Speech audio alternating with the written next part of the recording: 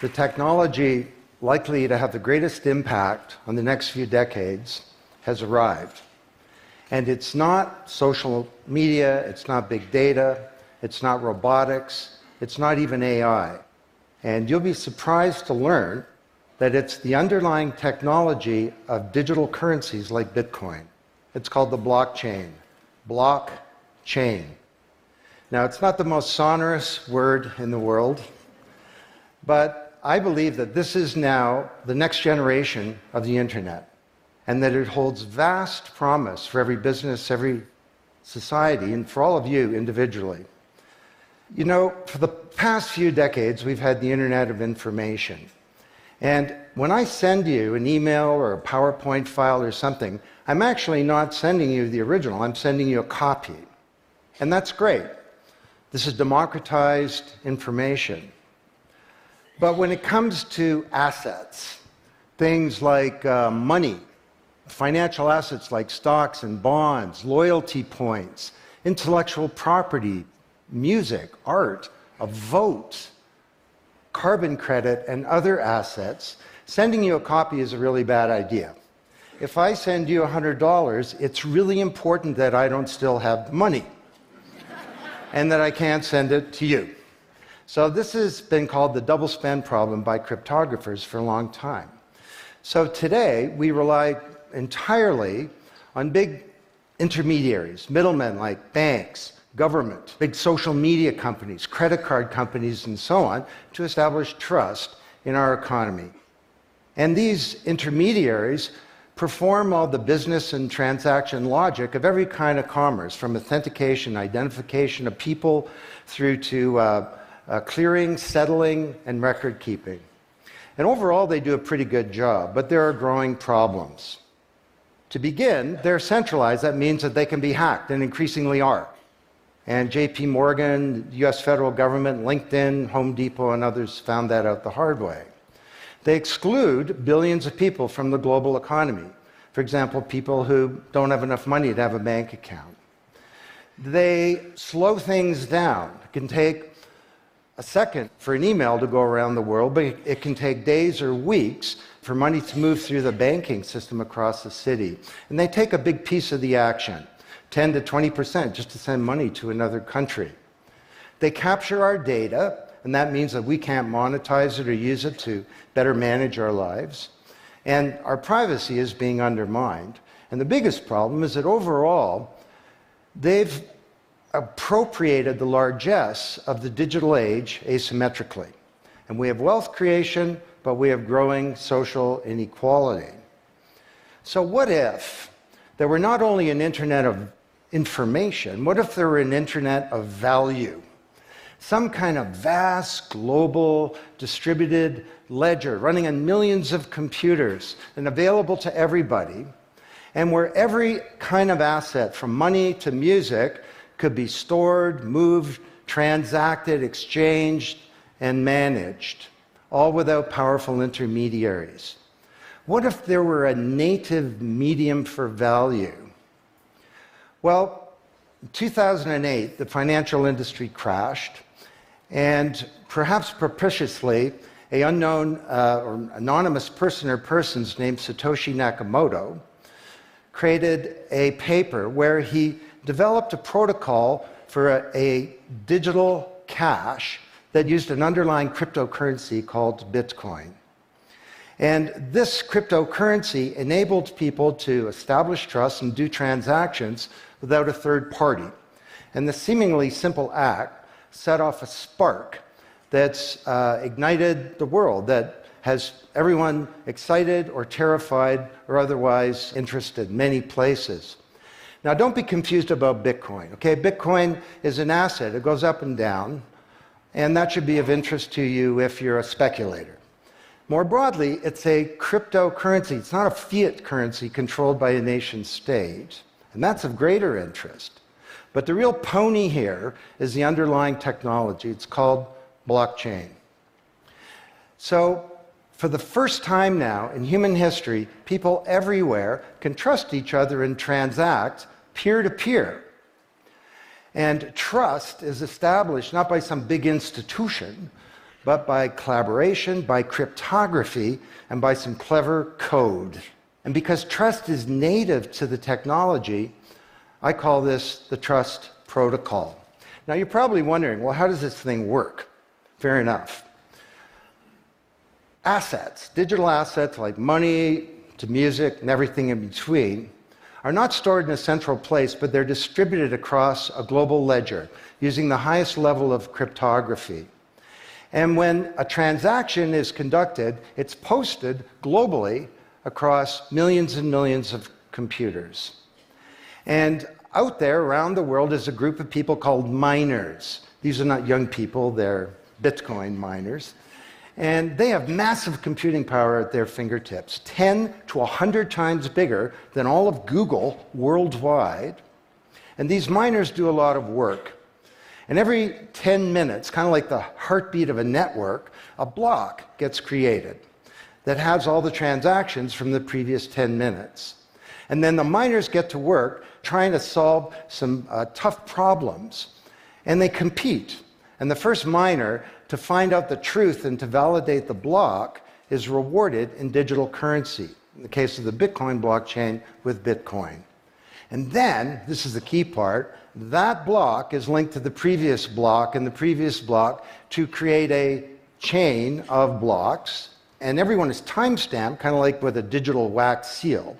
So if I wanted to go and hack a block and say, pay you and you with the same money, I'd have to hack that block, plus all the preceding blocks, the entire history of commerce on that blockchain, not just on one computer, but across millions of computers simultaneously, all using the highest levels of encryption in the light of the most powerful computing resource in the world that's watching me.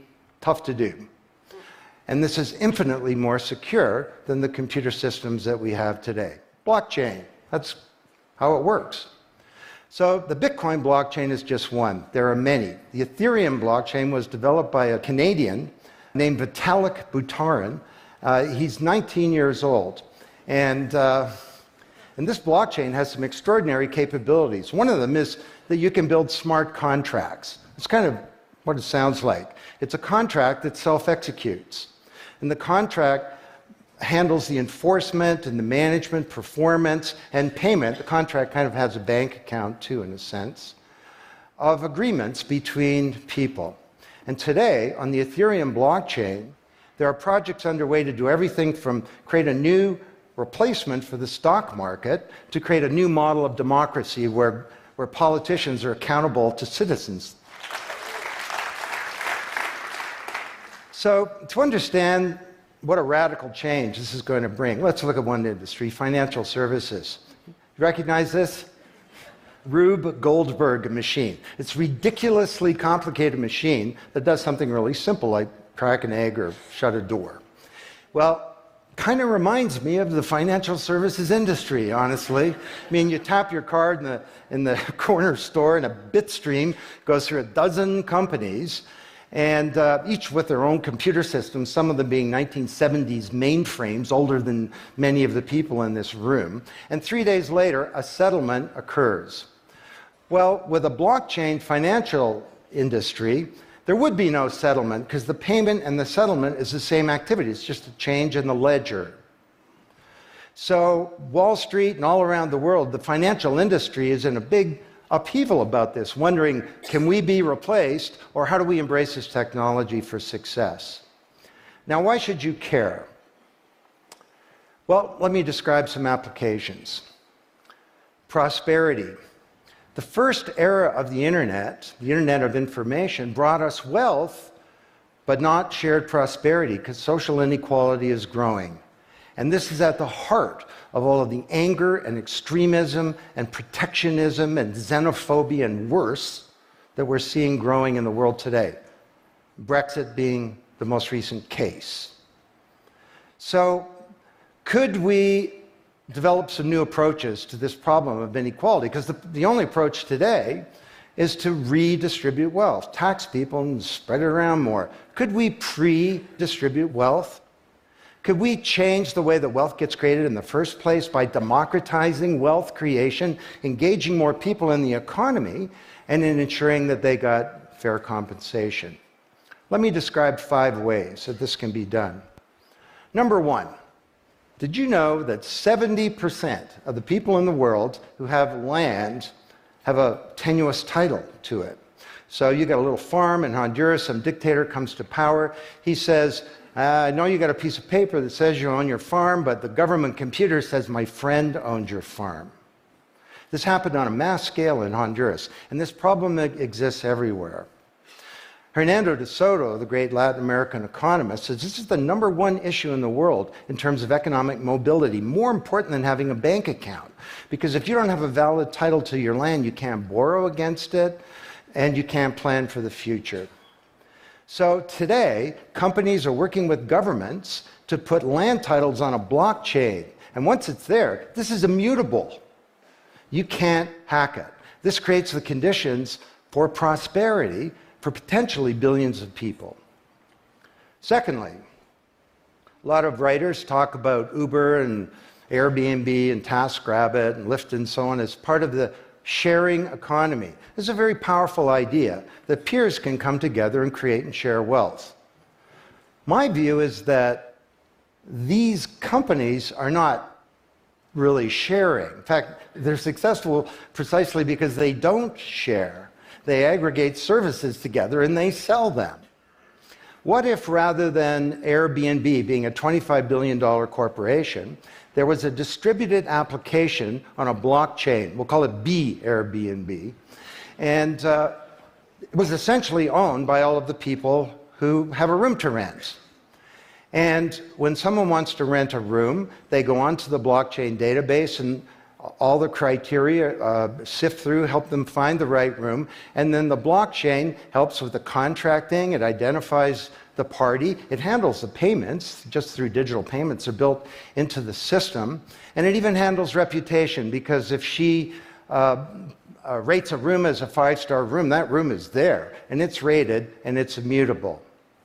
So the big sharing economy disruptors in Silicon Valley could be disrupted, and this would be good for prosperity. Number 3, the biggest flow of funds from the developed world to the developing world is not corporate investment, and it's not even foreign aid. It's remittances. This is the global diaspora, people who've left their ancestral lands, and they're sending money back to their families at home. This is $600 billion a year, and it's growing, and these people are getting ripped off. Annalie Domingo is a housekeeper, and she lives in Toronto, and every month she goes to the Western Union office with some cash to send her remittances to her mom in Manila. It costs her around 10%. The money takes 4 to 7 days to get there. Her mom never knows when it's going to arrive. It takes 5 hours out of her week to do this. 6 months ago, Annalie Domingo used a blockchain application called Abra. And from her mobile device, she said $300 went directly to her mom's mobile device without going through an intermediary. And then her mom looked at her mobile device, and it's kind of like an Uber interface. There's Abra tellers moving around. She clicks on a teller that's a 5-star teller. He's 7 minutes away. The guy shows up at the door, gives her Filipino pesos. She puts them in her wallet. The whole thing took minutes, and it cost her 2%. This is a big opportunity for prosperity. Number 4, the most powerful asset of the digital age is data. And data is really a new asset class, maybe bigger than previous asset classes like land under the agrarian economy or an industrial plant, or even money. And all of you, we create this data. We create this asset. And we leave this trail of digital crumbs behind us as we go throughout life. And these crumbs are collected into a mirror image of you, the virtual you. And the virtual you may know more about you than you do, because you can't remember what you bought a year ago or said a year ago or your exact location a year ago. And the virtual you is not owned by you. That's the big problem. So today there are companies working to create an identity in a black box, the virtual you owned by you.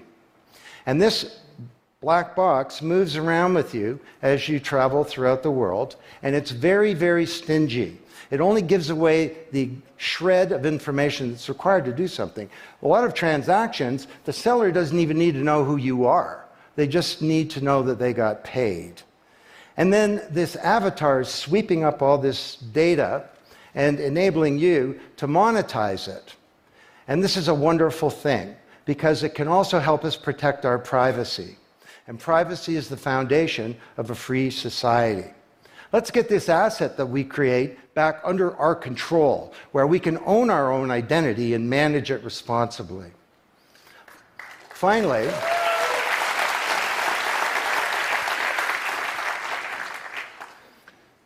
number 5, there are a whole number of creators of content who don't receive fair compensation because the system for intellectual property is broken. It was broken by the first era of the internet. Take music.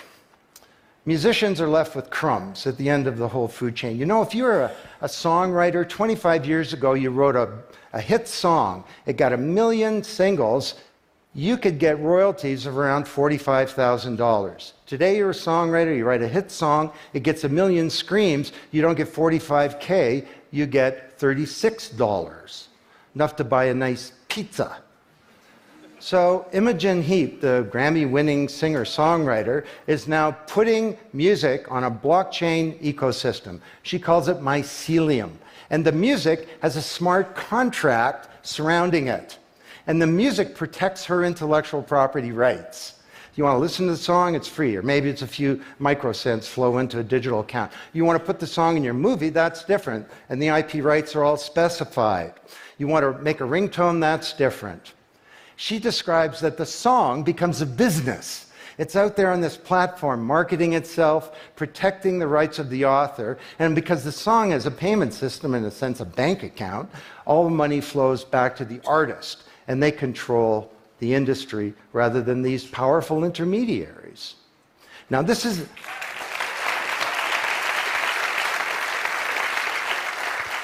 not just songwriters, it's any creator of content, like art, inventions, scientific discoveries, journalists. There are all kinds of people who don't get fair compensation, and with blockchains, they're going to be able to make it rain on the blockchain, and that's a wonderful thing. So these are 5 opportunities out of a dozen to solve one problem, prosperity, which is one of countless problems that blockchains are applicable to. Now, technology doesn't create prosperity, of course, people do.